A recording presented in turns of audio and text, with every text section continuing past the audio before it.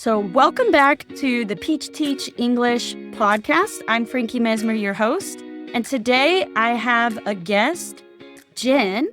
So, Jen, can you introduce yourself? Hi, my name is Jen Schimmelpfennig, and I have been teaching ESL in college and university for the past about 13 years. Currently, I'm at the University of Utah, and I've also taught in private schools. I was an academic coordinator in private schools, so I have taught all levels from beginning to not even be able to hold a pencil, all the way up through college, through international teaching assistants. And my special love is pronunciation, all things speaking. So that is what I do. So, thank you, Jen. And I'm happy to have a pronunciation expert here with us today. And the first question I have for you is, what is the number one thing we need to know to improve our pronunciation? For students, a lot of students, they hear themselves speaking. They're worried about their consonants. They're worried that they don't sound right, that they're not making sounds right. But really, there's only one thing that matters if you want to sound better. And that is using the correct stress syllable, the right vowel sound. I don't say correct because there is a lot of accent variation. I don't want people to think that there's only one way to speak English, because that is not true. Even native speakers, Frankie can tell you, the part of the United States that she's from, they do not speak like me. But if you understand what is your stress syllable and what is the vowel sound of that stress syllable, you will automatically start to sound more clear and more understandable. Now, are other things important? Yes. I'm not saying, should you not know your consonants? Are there not other things you need to know? I'm not saying that at all. But if that's one thing to work on, if you've only got time to work on one thing, that would be the thing I would say to work on. Just really understanding where the stress falls in the word and that vowel sound. Because that's where understanding breaks down.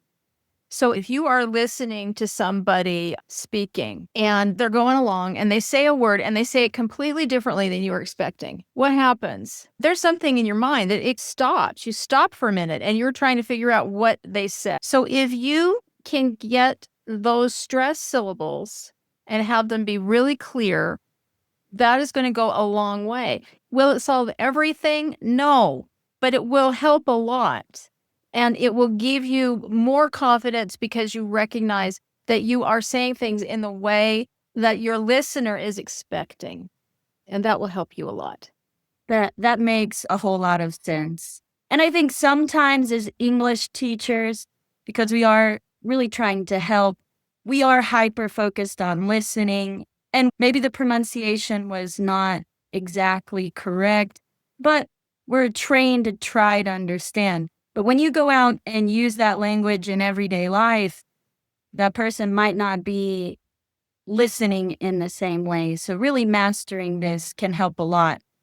Having a better understanding of this does change everything. And I know that a lot of students wonder where to even start, because a lot of students right at the beginning think, oh my gosh, my English is terrible. I hear that all the time. I hear that from people who I think sound pretty good. They say, my English is just terrible. I sound awful. And I'm going, no, maybe not. But it's just knowing what to work on, I think, is so important. It's just an insecurity that they have. Yeah, and not knowing where to start. And so a lot of times they're looking at different things on the internet, YouTube, apps, and all of those can be great. And working on those stress syllables and those vowel sounds in the stress syllables is a great place to start, and probably the best place to start, in my opinion. Okay, so the best place to start is focusing on those stressed syllables. Now, when we were talking, Jen, you had mentioned the difference between intelligibility and comprehensibility. Yes. If you are intelligible, that means I can understand you. I understand what you're saying. Now, it doesn't mean that it's necessarily easy for me to understand you. So if you're intelligible, I can understand you, but maybe it's not super easy, or maybe not as easy as I would like. Comprehensibility, on the other hand, means that you are clear and I understand what you're saying. I don't have to do a lot of work.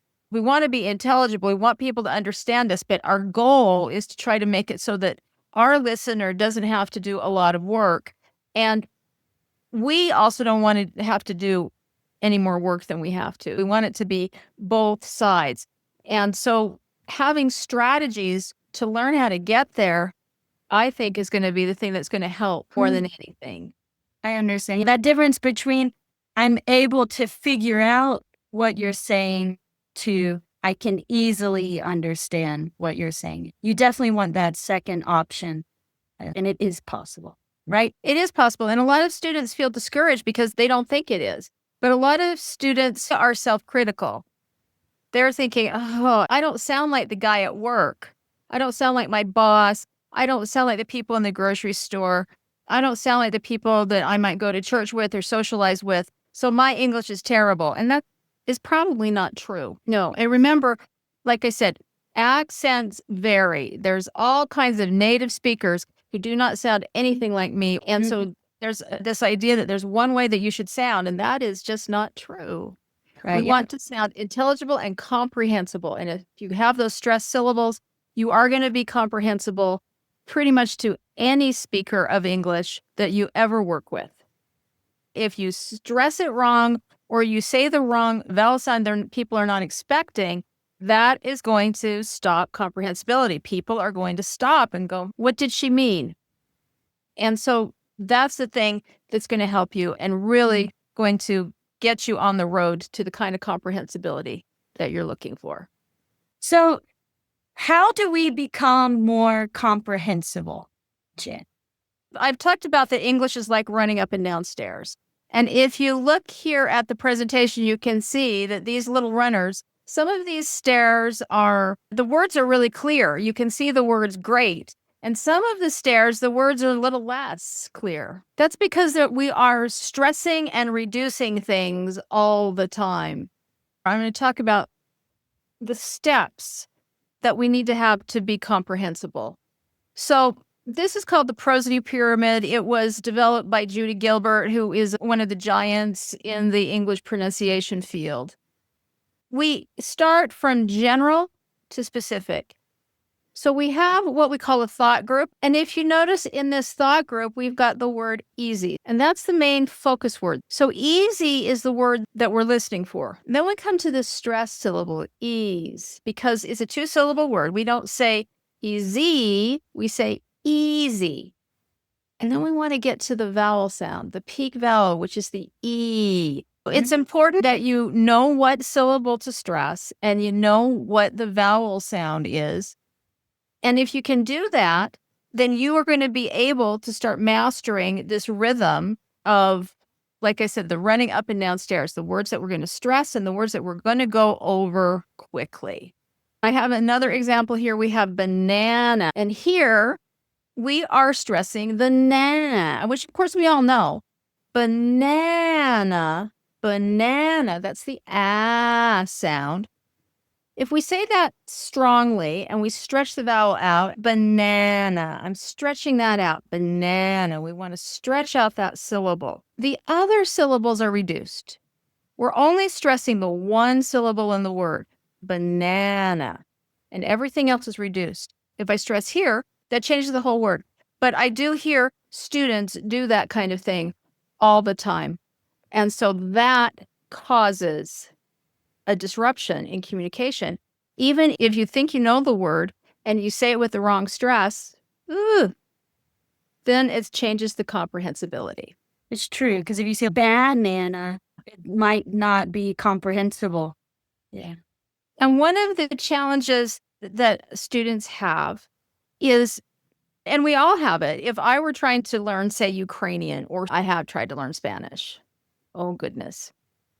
It's not easy. And we tend to take the sounds and the speech patterns that come from our native languages and we want to put them into our second language. So one of the things that I hear a lot, especially when I'm working with the international teaching assistants who have incredibly high English skill, is they are trying to say these very difficult words, like for instance, algorithm. And they're trying to say that with the stress patterns of their native language, because in their language, They have the first syllable is unstressed and the second syllable is always stressed. What will happen in English where we don't have regular stress? A lot of words are going to sound different than people expect. And of course, that breaks the comprehensibility. Yeah. When you go into learning a new language, you really have to lose your tongue and learn how to move your mouth and stress those syllables in a different way. And it's not easy because our brains are fighting us. Because if you don't have a sound, so for instance, in banana, that's the ah sound. And most languages in the world don't have that sound. That's a very English sound. Now, I'm not saying all don't, but 9 times out of 10, that sound will not be in the inventory. And so that's going to be a difficult sound to make. And it's going to be hard to make it because you can't really hear it. And if you can't hear it, you can't produce it. So your brain will get you to say something else like banana or something like that, like an eh sound. And so your brain hears banana, which is fine. If I say banana, do you understand me? Yes. You know exactly what I'm saying. But you continue to make that substitution because your brain hears that. You don't hear the ah, or it's more difficult for you to produce. So if you can work on knowing what those vowel sounds are and where they're stressed, that's going to help a lot to help you be more comprehensible. Makes sense. And Jen, you used a very technical word, right? Yeah. Prosody.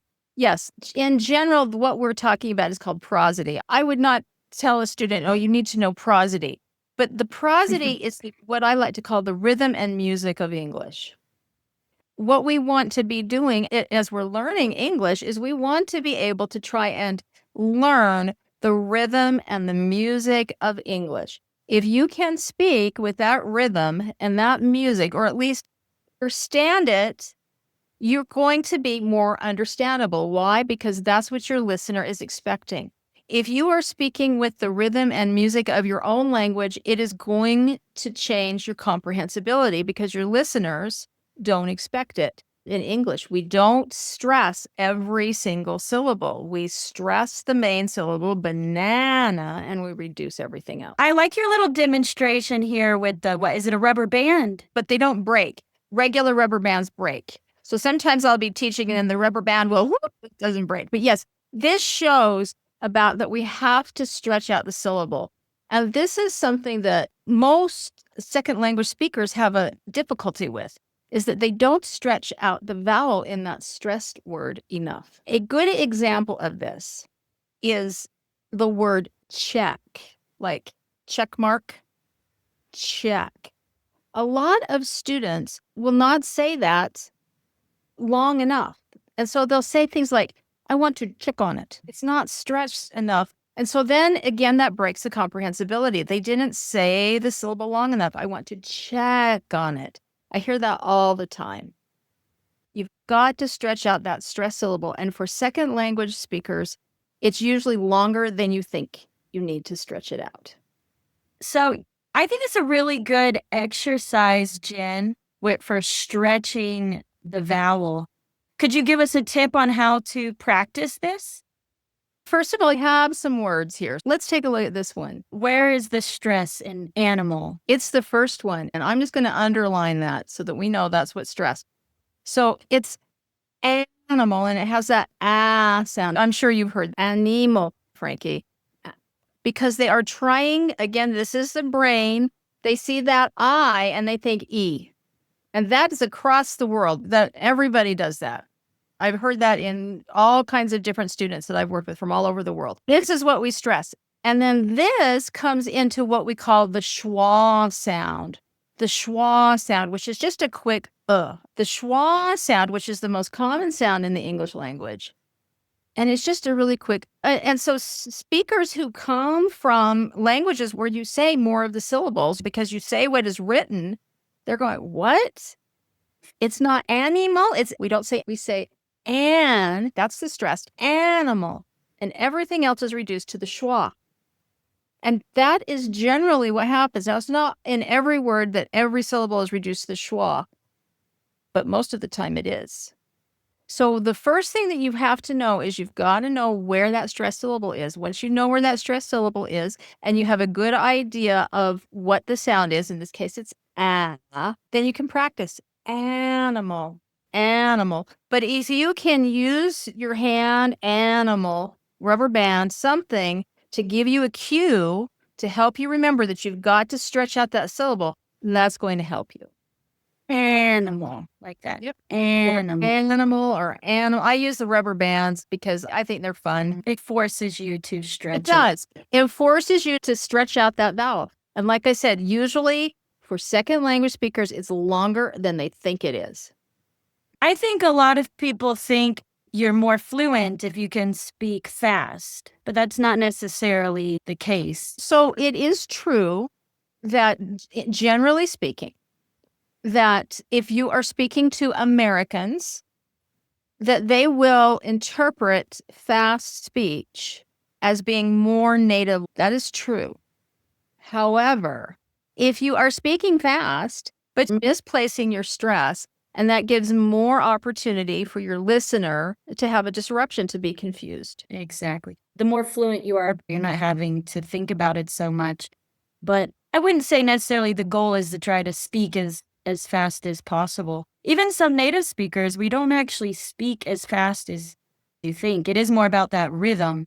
Yeah. It is exactly about the rhythm. So just because you're speaking fast doesn't necessarily mean that you're speaking with the rhythm that people are expecting. You're not speaking with the music of English. Just being fast doesn't mean you're speaking with the rhythm. Think about your own languages for those that are here and those that will be listening later.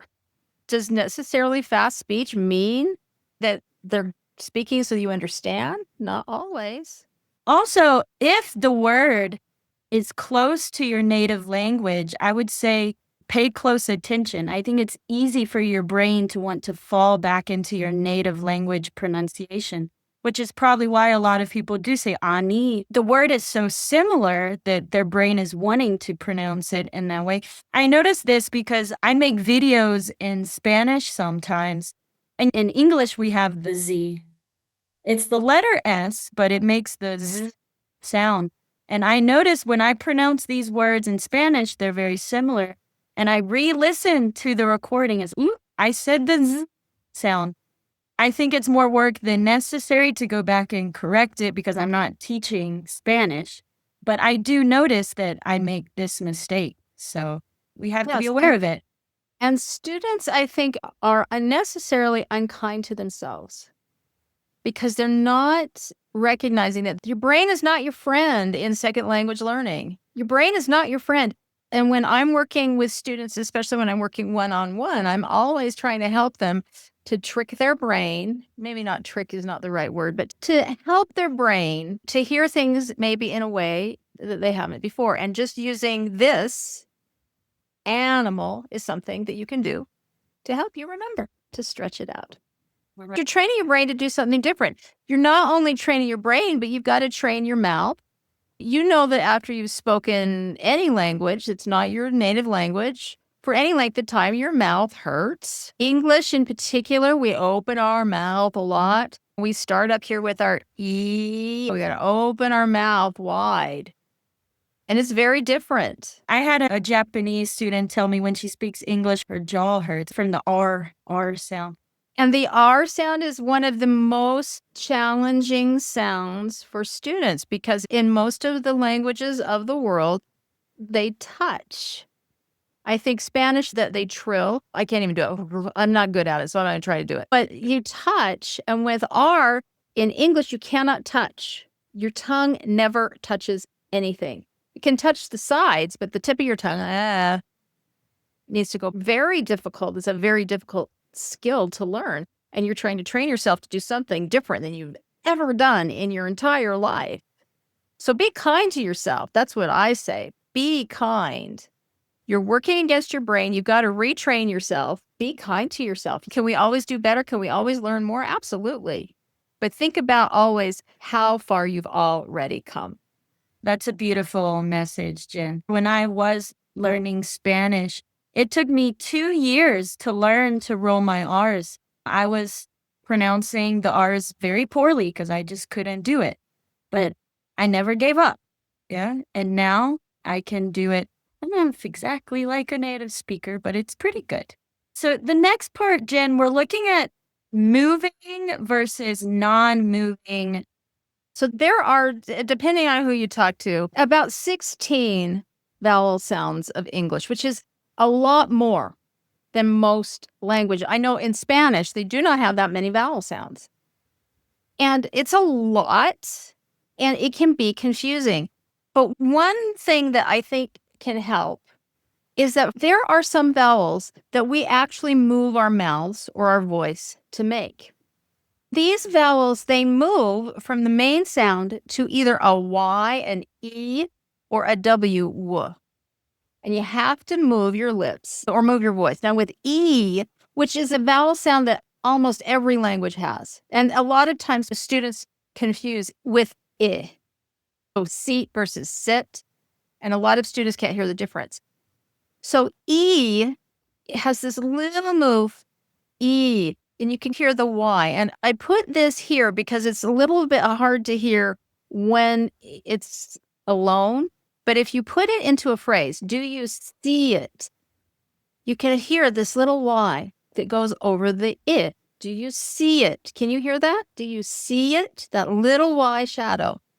That's because it's a moving vowel. The same thing with A, but you have to actually move to make that sound.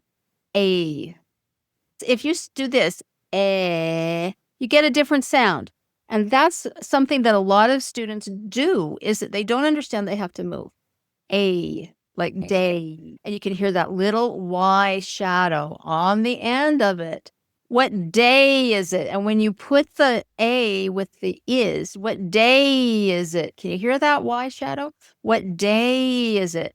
So if you know that with these vowels, you've got to move your mouth, that's going to help you a lot to get that sound clear.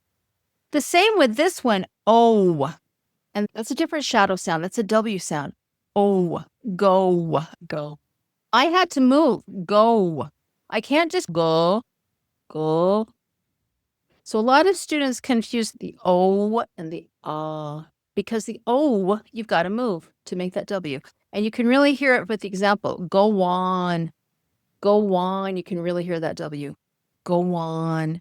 A lot of times that we're not really aware that we have these shadows, but they are there and they're influencing it. And we need to be aware of the sounds that move. And that's going to help us with our stressed syllables. And here's another, can you do it? You can hear that little W. Can you do it? And when you make a sound like blue, you have to move. Can you see that little movement? Blue, ooh, ooh. Now the other two sounds, these are the big movers. Ow. How is it? So we're moving from basically almost an ah, which is the most open sound, ah. And we're going back into this W sound. How is it? But if you don't move, if you try to say how without making that movement, you were never going to do it. Ah, how is it? And I'm sure you've heard students say it that way because you've got to move. The last one, we've got our mouth open like that, almost like ah, and we're going to move up to Y. I. So why is it? And that's a Y shadow. Why is it? Can you hear it? Why is it? I think that these sounds for many students are pretty difficult, but I think it's just because they're not aware of the amount of movement that they have to make to be able to say those sounds. And so are these the only 6 moving sounds, or like the most common ones? These are the ones that move. Others do not move. For example, the word sit, S-I-T, and your brain sees that I, and what do you want to say? Seat. You do. Because your brain sees that and it says, oh, that's E. E, which is a moving sound. E, you've got that little Y on the end. E. And that's what you want to say because that's what your brain wants to say. But of course, seat and sit are very different. But I think that it's helpful if you understand that seat, E, moves. Sit, it's the mouth position is almost identical. I, but it doesn't move. There's no shadow. I. Uh-huh. E. shadow. No shadow. Seat. Can you hear the shadow? No shadow. Now, for both of those, you've got to stretch. Seat. But that's easy for most second language speakers to do. Seat, because that's an easy sound. Sit. You got to stretch that out too. If you don't, you can end up saying something like sit. I want to sit down. Sit. So understanding what vowels move and what don't, especially I think with that I, is going to help you to produce some of those sounds, or at least to understand the differences in some of these vowel sounds. Maybe you're not going to hear it perfectly. Maybe you don't hear it at all. But if you understand that some of these move and that you've really got to move, I do an exercise with students where they go, oh, which I know seems boring, but that gets that jaw moving, because in English, you got to move that jaw. Really open that mouth and stretch those vowel sounds. It'll immediately improve your pronunciation. It will. Makes a lot of sense. We're focusing on, you got to get the rhythm of the language, identifying that stressed syllable in the word, stretch it. Be familiar if it's a moving sound or not. Open that mouth. But how are we going to connect this to a sentence, right? Because words are not just isolated by themselves. No, they are not. There are words in a sentence that we stress, just like the peak vowel. So if, for instance, easy, an E, I hope you can now hear the Y, E. So we stress the E, and then we reduce the Z, easy. It's the same with words and sentences. There are some words that we stress, and there are some words that we reduce. And a lot of students don't understand the difference. So there are words that we generally are going to say more strongly. And these are what we call content words. These are the words that carry meaning. And if you're listening to an English speaker, these are the words you're going to hear. Words like noun, dog, or house, or main verbs like run, eat, think, or adjectives like blue or quick, or adverbs like quickly or very. You will generally hear those. And a lot of students will hear those words. But those aren't the only words, right? We have these words here. We have what are called function words. And this is where students get so confused. Because students that come from languages where we say every single word, and then you get into English, where when we get these little function words, we say those so quickly, it sounds like they don't exist. These are words like in or on or articles, the or pronouns, he, she, or conjunctions, and, but, auxiliary verbs, is, are, do, have. Okay, so here's an example of what I'm talking about here. So if I say to you, went library study exam, if that's all I said, went library study exam, would you know what I'm talking about? Except for who? Yes. You would have a pretty good idea of what I'm saying. Okay. Those are the words that carry meaning, and those are the words that are generally stressed. So if I am speaking this in normal kind of English, I would say she went to the library to study for exam. Now, the second language learners go, whoa, Jen, what happened to she and to and the and for and her? Where are those words? They're there. We're just saying them so quickly. So the example I have here so you can see, she went to the library. We're going to really reduce those. She went to the library to study for exam. I've worked with students very recently who've said to me, I've studied English my whole life, but I can't understand what anybody's saying because they're not saying all the words. They are. They're just saying them in a way that you're not expecting because they are stressing those content words. Those content words are stretched out like that stressed syllable. And they're reducing those function words like to or in or at. And they're saying them so quickly that you hardly even know that they're being said. They're so quick. Sometimes they're merging different sounds together and we're just saying them really quickly. Exactly. So let me just show the examples. These are reduced. So to becomes to, and this backward E is the schwa sound, the quick. For becomes fur, and is coffee and tea. Now, some second language speakers will say, you're not saying the and. I am. I just said it really fast. Hardly at all. It's so reduced. It's coffee and tea. Or for him, we say im. We don't usually say the H. Have is the same way. Of. Can, we say kun. Do is duh. And then we've got these reduced pronunciation. So we don't say, what are you doing? What you doing? What you, and what do you, we don't say, what do you want? We say, what do you want? What do you want? Did you go? We say, did you go? Did you go?